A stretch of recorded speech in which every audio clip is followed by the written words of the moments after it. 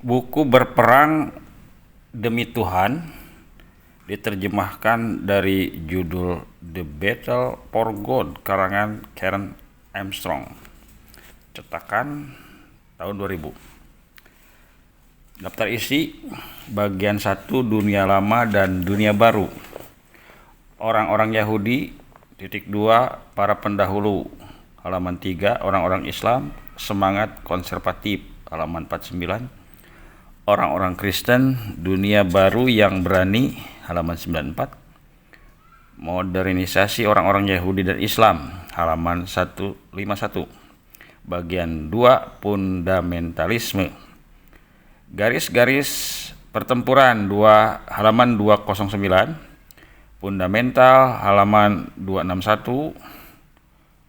Kontra budaya, halaman 314. Mobilisasi 369. Serangan, halaman 439. Kekalahan, halaman 501.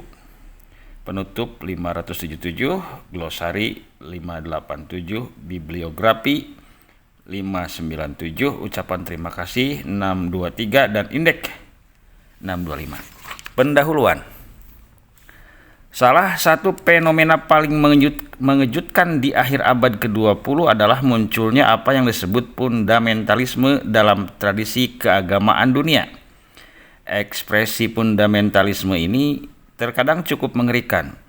Para fundamentalis menembaki jamaah yang sedang salat di masjid, membunuh para dokter dan perawat dalam klinik aborsi, membunuh presiden, dan bahkan mampu menggulingkan pemerintahan yang kuat.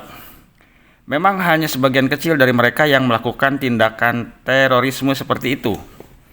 Kendati demikian, kaum fundamentalis yang paling cinta damai dan taat hukum pun bersikap membingungkan karena mereka anti terhadap nilai-nilai positif masyarakat modern. Kaum fundamentalis tidak mau dipusingkan dengan segala istilah demokrasi, pluralisme, toleransi beragama, menjaga kedamaian, kebebasan berbicara, atau pemisahan antara gereja dan negara.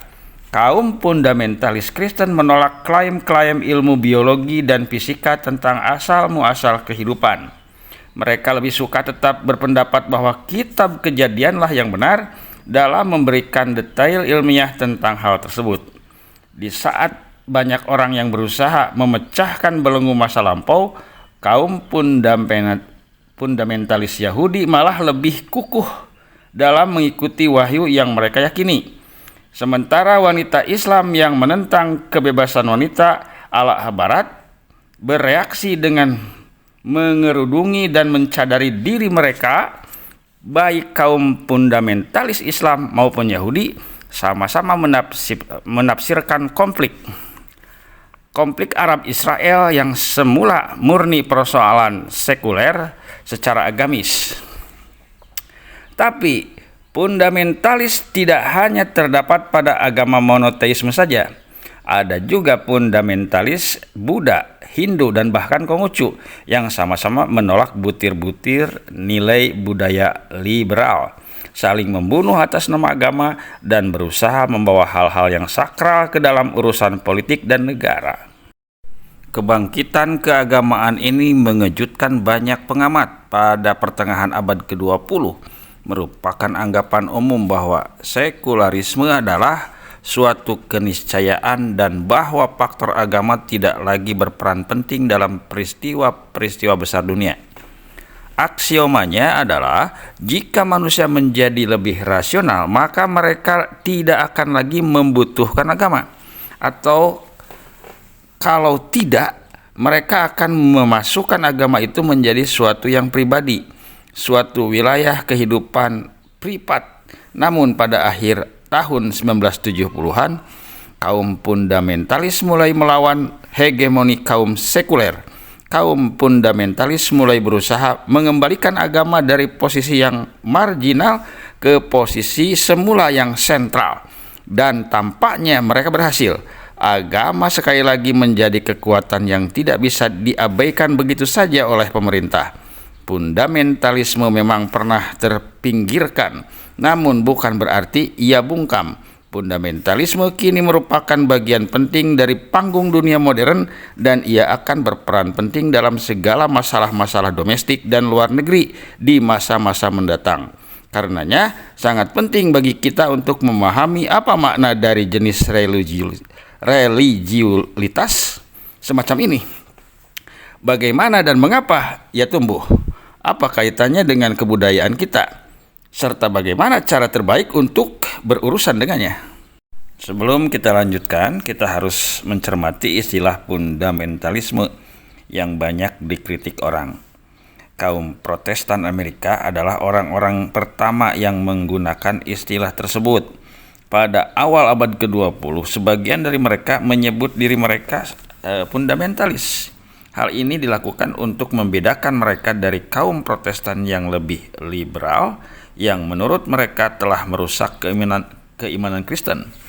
Kaum fundamentalis ingin kembali ke dasar dan menekankan kembali aspek fundamental dari tradisi Kristen. Suatu tradisi mereka definisikan sebagai pemberlakuan penafsiran harfiah terhadap kitab suci serta penerimaan doktrin-doktrin inti tertentu. Sejak itu, istilah fundamentalisme dipakai secara serampangan untuk menyebut gerakan-gerakan pembaharuan yang terjadi di berbagai agama di dunia lainnya. Ini mengakibatkan munculnya kesan bahwa fundamentalisme terjadi pada semua agama monolitik. Padahal tindakan demikian, masing-masing fundamentalisme memiliki hukum dan dinamikanya sendiri. Istilah tersebut juga memberikan kesan bahwa kaum fundamentalis pada dasarnya konservatif dan selalu dekat dengan masa lampau, meskipun ide-ide mereka sebenarnya sangat modern dan inovatif. Kaum Protestan Amerika mungkin telah berniat untuk kembali kepada ajaran-ajaran fundamental, hanya anehnya hal ini dilakukan dengan cara-cara modern. Ada sebuah pendapat yang menyatakan bahwa istilah Kristen tidak bisa dipakai secara tepat untuk menyebut gerakan-gerakan yang sebenarnya memiliki prioritas berbeda. Fundamentalisme Yahudi dan Islam, sebagai contoh, tidaklah terlalu memperhatikan masalah doktrin, meskipun hal tersebut merupakan masalah penting dalam Kristen. Terjemahan harfiah dari fundamentalisme ke dalam bahasa Arab adalah usuliyah, sebuah kata yang merujuk kepada kajian atau studi sumber-sumber berbagai aturan dan prinsip-prinsip dalam hukum Islam. Kebanyakan aktivis Muslim yang dijuluki kaum fundamentalis bukanlah orang-orang yang bergumul dalam bidang-bidang ilmu keislaman. Konsentrasi perhatian mereka berbeda-beda. Karenanya penggunaan istilah fundamentalisme jelas menyesatkan. Meskipun demikian, suka atau tidak, ada orang-orang yang mengatakan secara simplisit bahwa istilah fundamentalisme bisa digunakan. Saya termasuk yang setuju dengan ini. Istilah itu memang tidak sempurna, tapi bagaimanapun juga, ia merupakan label yang berguna untuk menunjuk gerakan-gerakan yang terlepas dari perbedaannya memiliki kemiripan erat. Dalam kata pengantar, proyek monumental tentang kaum fundamentalisme, Martin E. Marty dan R. Scott Appleby mengatakan bahwa semua fundamentalisme memiliki pola-pola tertentu. Fundamentalisme itu merupakan mekanisme pertahanan yang muncul sebagai reaksi atas krisis yang mengancam. Fundamentalisme melawan orang-orang yang kebijakan dan kepercayaan sekulernya memusuhi agama. Kaum fundamentalis tidak menganggap pertempuran ini sebagai pertarungan politik biasa, melainkan lebih sebagai peperangan kosmis antara kebaikan dan kejahatan. Mereka sangat mencemaskan ancaman pemusnahan, sehingga mereka membentengi identitas mereka dengan cara membangkitkan kembali doktrin-doktrin dan praktek-praktek masa lampau. Untuk menghindari pencemaran, kaum fundamentalis seringkali mengasingkan diri dari masyarakat umum sebagai upaya perlawanan budaya. Meskipun demikian, orang-orang fundamentalis bukanlah kaum pemimpi. Mereka sedikit banyaknya telah menyerap rasionalisme modern. Dengan tambahan bimbingan pemimpin harismatik mereka, aspek fundamental diasah sehingga mampu menciptakan suatu ideologi yang memberi pengikutnya suatu manual tindakan. Pada akhirnya mereka melawan dan berusaha mensakralkan kembali dunia yang dari hari ke hari semakin skeptis. Untuk menelusuri implikasi lebih lanjut dari respon global terhadap kebudayaan modern ini, saya hanya memfokuskan diri pada beberapa gerakan fundamentalis yang ada dalam 3 agama monoteis, yakni Yahudi, Kristen, dan Islam. Saya tidak akan menelaah gerakan fundamentalis pada ketiga agama ini secara terpisah. Saya lebih suka melacak perkembangannya secara kronologis, sehingga kita dapat melihat betapa mirip ketiganya. Dengan melihat fundamentalisme yang sudah diseleksi tadi, saya berharap dapat menelaah fenomena ini secara lebih mendalam, suatu hal yang sulit dilakukan jika menggunakan penelitian yang lebih umum dan menyeluruh. Gerakan-gerakan yang saya pilih adalah fundamentalisme Protestan Amerika, fundamentalisme Yahudi di Israel, dan fundamentalisme Islam di Mesir yang merupakan negara bermazhab Sunni, serta di Iran yang bermazhab Syiah. Saya tidak akan berpretensi bahwa penelitian ini dapat berlaku bagi semua bentuk fundamentalisme yang lain.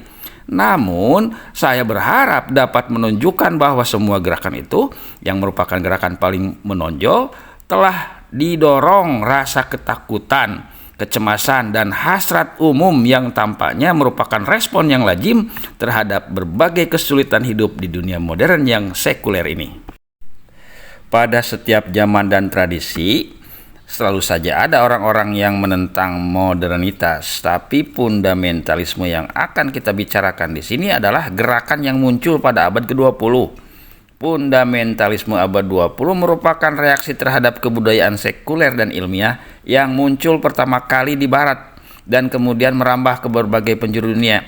Barat telah mengembangkan tipe peradaban yang berbeda total, sehingga reaksi keberagamaan terhadapnya pun menjadi unik. Gerakan fundamentalisme yang berkembang di zaman kita mempunyai hubungan erat dengan modernitas. Gerakan tersebut bisa saja menolak rasionalisme ilmiah Barat, namun ia tak bisa lepas darinya. Peradaban Barat telah mengubah dunia. Tidak ada satu hal pun termasuk agama yang tidak berubah. Di semua belahan dunia, manusia terus-menerus bergulat dengan situasi baru yang memaksanya menilai kembali tradisi keberagamaannya, tradisi yang dibangun untuk tipe masyarakat yang sangat berbeda. Ada satu masa transisi yang mirip pada masa silam, yaitu sekitar tahun 700 sampai 200 sebelum Masehi. Sebuah masa yang oleh para sejarawan disebut zaman aksial, mengingat pentingnya zaman ini bagi perkembangan spiritual manusia. Zaman ini sendiri merupakan hasil dari ribuan tahun evolusi ekonomi, sosial, dan budaya yang dimulai di Sumer atau Irak, Sumeria, dan di Mesir kuno. Orang-orang hidup pada milenium ketiga dan keempat sebelum Masehi mampu menghasilkan produk pertanian yang sangat baik. Mereka tak hanya memproduksi itu untuk dimakan, tapi mereka menjualnya ke masyarakat lain demi memperoleh penghasilan tambahan yang lebih besar. Hal inilah yang memungkinkan mereka membangun peradaban pertama, mengembangkan kesenian, dan menciptakan sistem politik yang kuat, kota, negara kota, dan puncaknya kerajaan. Pada masyarakat agraris, kekuasaan tidak lagi dipegang terbatas hanya pada raja atau pendeta lokal. Kantong kekuasaan sebagian berpindah ke pasar yang merupakan sumber kekayaan budaya. Pada situasi yang berubah ini, manusia akhirnya menyadari bahwa paganisme kuno yang sangat cocok bagi nenek moyang mereka ternyata tidak lagi sesuai dengan kondisi mereka. Di kota-kota dan kerajaan zaman aksial, warga negara memiliki perspektif dan wawasan yang lebih luas. Suatu hal yang membuat sekte kuno setempat menjadi tampak sempit dan parokial.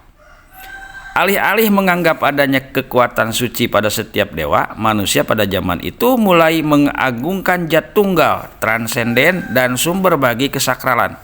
Mereka memiliki kemewahan yang cukup sehingga dapat mengembangkan kehidupan yang lebih kaya secara batinnya. Dengan kata lain, manusia mulai merindukan bentuk spiritualitas yang tidak tergantung kepada bentuk-bentuk fisik.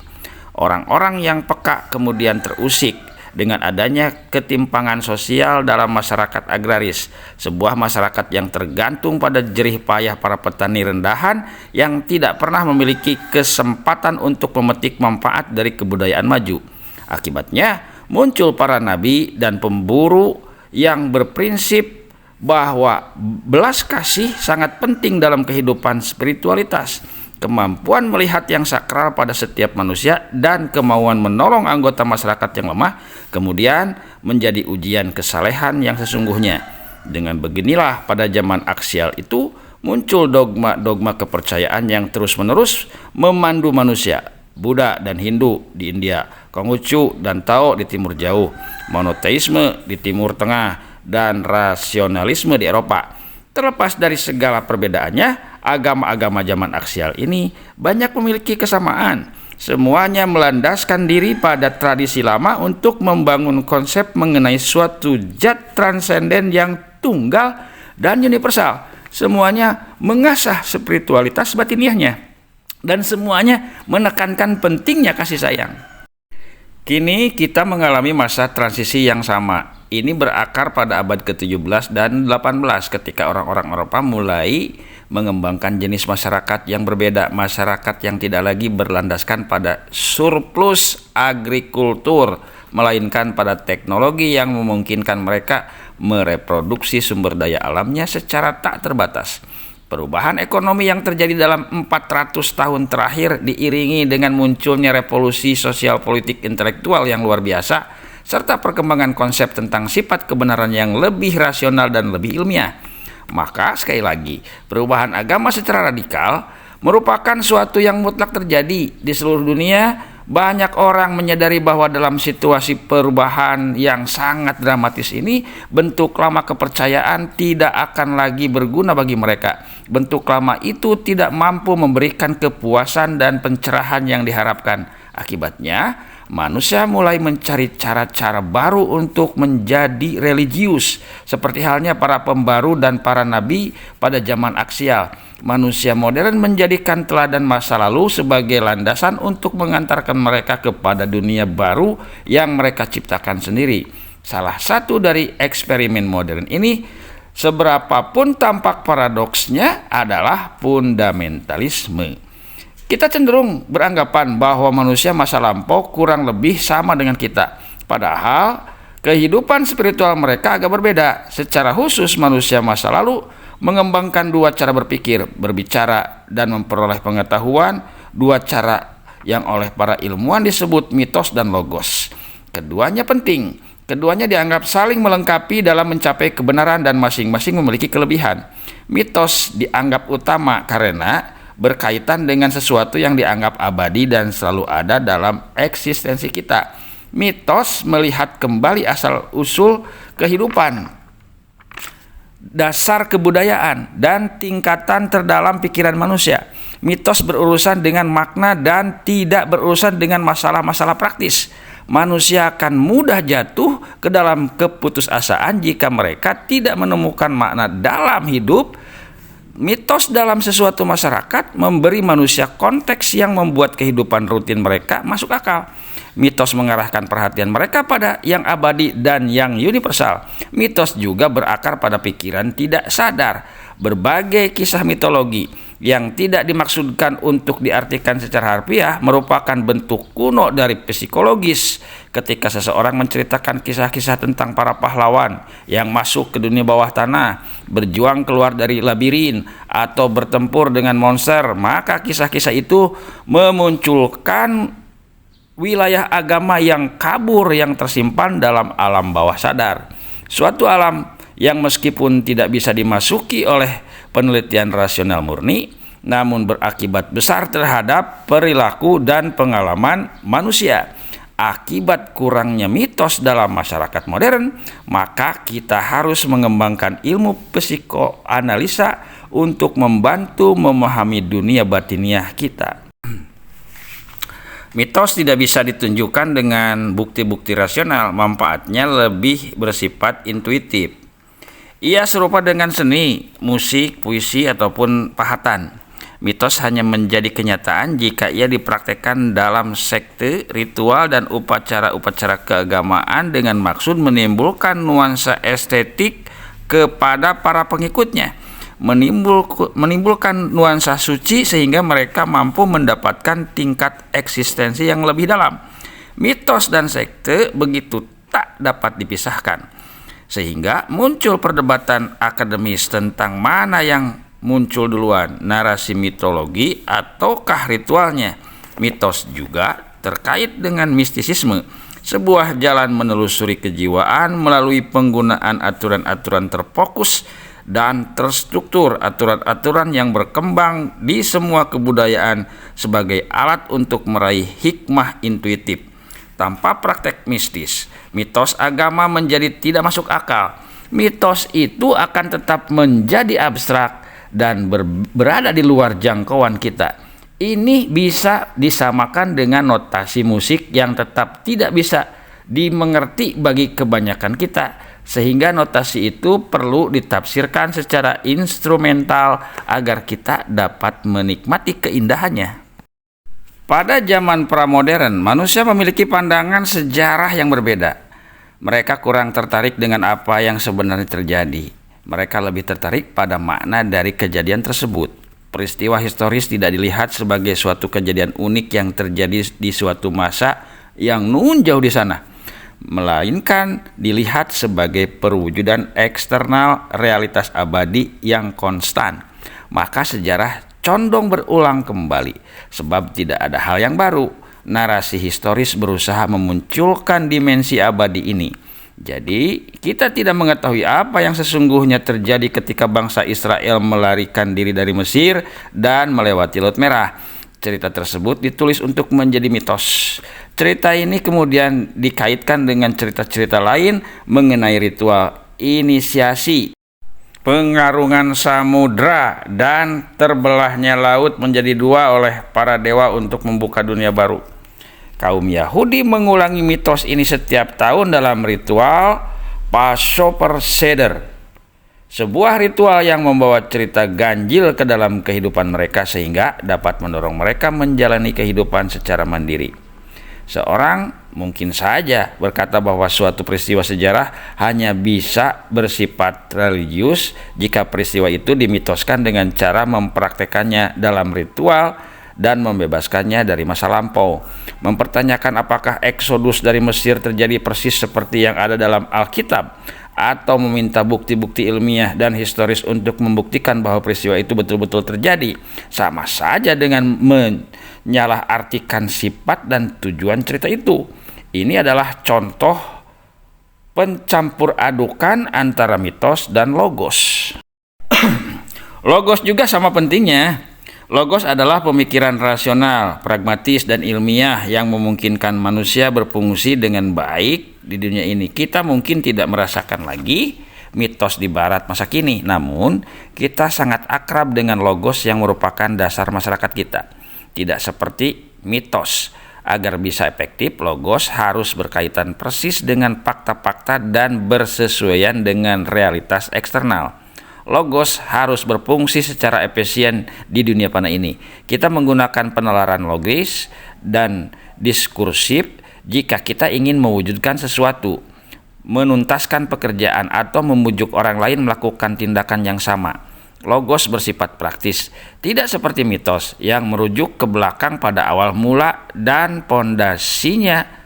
Logos terus melompat ke depan dan berusaha menemukan hal baru, mengelaborasi tradisi lama, memperoleh kendali yang lebih besar terhadap lingkungan, menemukan sesuatu yang segar, dan menciptakan sesuatu yang baru. Dalam dunia pramodern, baik mitos maupun logos tidak bisa diabaikan. Yang satu tidak akan lengkap tanpa yang lain. Meskipun demikian, masing-masing punya sesuatu yang khas, dan adalah bahaya untuk mencampur adukan antara diskursus rasional dengan mitologi. Keduanya memiliki tugas masing-masing. Mitos tidak bisa dipahami oleh akal, narasinya tidak perlu ditunjukkan secara empiris. Mitos memberikan konteks makna yang membuat kegiatan praktek kita terasa berharga. Anda tidak dianjurkan untuk menjadikan mitos sebagai dasar dari kebijakan pragmatis. Jika hal tersebut dilakukan, hasilnya akan berantakan. Sebab apa yang berjalan baik di dunia kejiwaan belum tentu berfungsi untuk di dunia luar. Sebagai contoh, ketika Paus Urban II mengumumkan perang salib pertama pada tahun 1095, rencana itu termasuk dalam alam logos. Sang Paus ingin para bangsawan Eropa berhenti bertengkar yang hanya akan menghancurkan kerajaan Kristen Barat.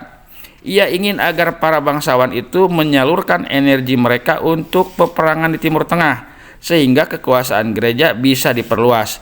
Namun, ketika ekspedisi militer ini dikaitkan dengan mitologi rakyat, kisah Alkitab, dan fantasi kiamat, hasilnya menjadi bencana yang luar biasa, baik secara praktis, militer, maupun moral. Benar bahwa sepanjang proyek perang salib, di saat logos bermain penuh, para bangsawan itu berjaya.